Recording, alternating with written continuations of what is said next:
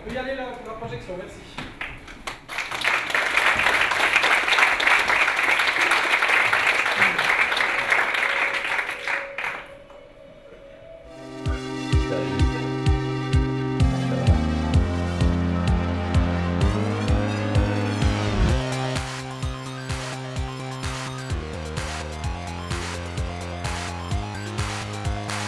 Joyeux anniversaire à l'homme bleu.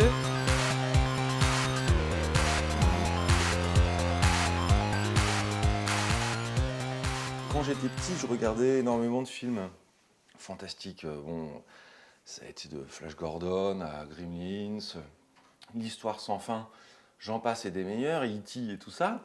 Et puis après, tout ça, ça s'est transformé en film d'horreur. Enfin, donc cette même partie de moi est allée vers le film d'horreur, donc les Griffes de la nuit, tout ça. Et puis après, ça a été un peu plus tard, Cannibal Holocaust, un peu plus violent, assez drôle finalement.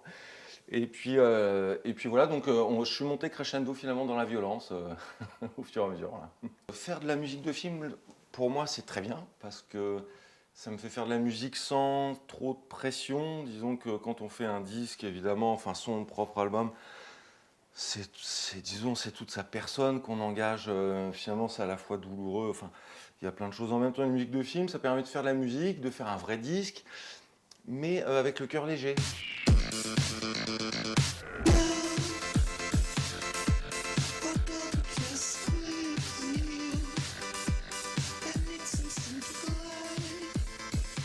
Ce texte, c'était très amusant parce que quand j'ai fait cette musique de film, le réalisateur, donc Quentin Dupieux, nous a dit « essayez de faire de la merde, les mecs ». Et c'était formidable d'essayer comme ça de faire la plus mauvaise musique possible. Et ce qui est étonnant, c'est qu'on n'a pas vraiment réussi à le faire. Et si on veut bien faire du cinéma, par contre, là, il faut prendre les règles de la musique. Il faut faire du cinéma avec l'instinct, du feeling, du style, du panache, etc. Donc je pense que quand on veut faire un art, il faut se renseigner en fait sur un autre art, l'apprendre par cœur et le faire, mais en différent. Mais enfin, et puis voilà, donc je pense que c'est comme ça que le cinéma et la musique s'entraident le mieux, c'est en se volant l'un l'autre les règles, quoi, voilà.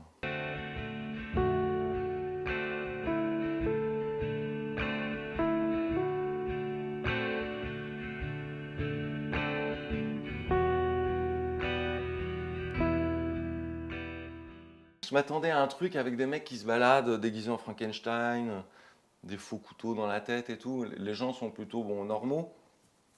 Je pensais que ça serait plus la fête foraine, quoi, le train fantôme, un truc comme ça. C'est un peu des petites vacances avec des petites activités, mais je veux dire, passer ses journées à regarder des films, finalement, c'est ce que je rêve de faire tout le temps, donc je suis très content.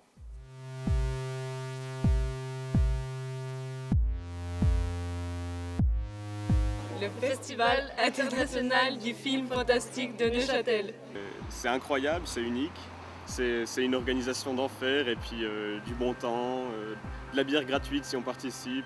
C'est l'événement culturel neuchâtelois par excellence qui fait revenir les expatriés qui sont allés faire leurs études à l'étranger en ville de Neuchâtel. Harassant. Une ambiance en fait très particulière, vraiment très sympa où les gens partagent la même passion. Original, intéressant et quelquefois surprenant.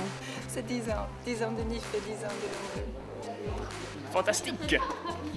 Alors le NIF, c'est des vampires roumains communistes, nouvellement capitalistes, qui viennent collectiviser ton frigo avant de s'attaquer à ta jugulaire. The NIF is gory. I've never seen so many gory films with blood and killings for the last 4 days. Big change to life in Zurich, for sure. Exciting, and I meet very interesting people over here. NIF means to travel to Japan twice in one night and back again.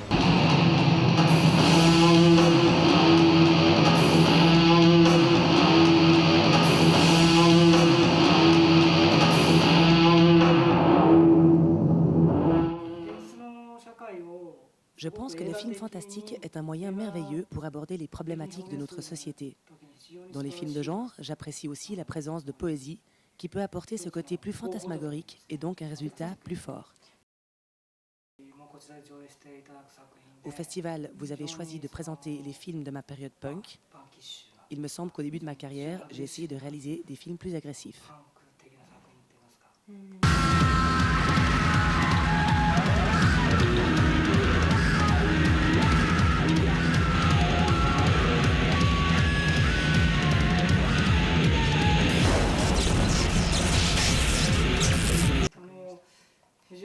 Je trouve que c'est un très bon festival.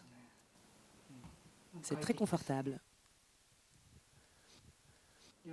J'ai l'impression que le public présent aux projections était très content. Ça me fait plaisir.